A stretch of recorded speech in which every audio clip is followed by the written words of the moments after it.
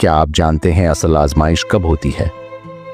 जब ईमानत आपके पास हो और कोई पूछने वाला ना रहे।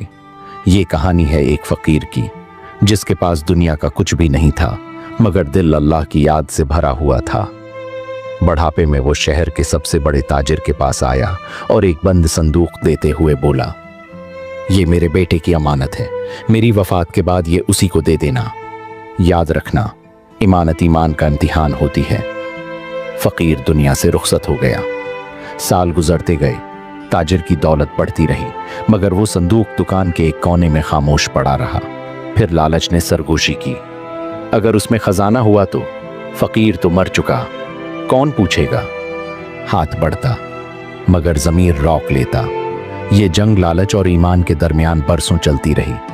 उधर फकीर का बेटा सादा जिंदगी गुजार रहा था। एक रात उसने ख्वाब में अपने वालिद को देखा, जो कह रहे थे, बेटा जाकर मेरी अमानत ले आओ। अगली सुबह वो ताजिर के पास पहुंचा और अदब से बोला, मेरे वालिद की अमानत आपके पास है। दिल कांपा, मगर जबान से झूठ निकल गया, मेरे पास कोई अमानत नहीं। नौजवान खामोश लौट गया। उस रात ताजिर सो न सका। ख्वाब में फकीर सामने खड़ा था और बस इतना कह रहा था, अमानत ने तुम्हें पहचान लिया है, अब खुद को पहचानो। सुबह होते ही ताजिर टूट चुका था। उसने फकीर के बेटे को बुलाया, आंखों से आंसू बह रहे थे।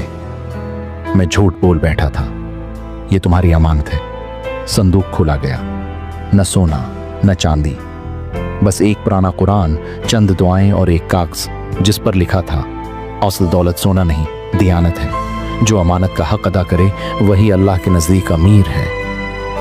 उस दिन एक ताजिर अमीर नहीं रहा, बल्कि सच्चा हो गया, और यही सबसे बड़ी दौलत है।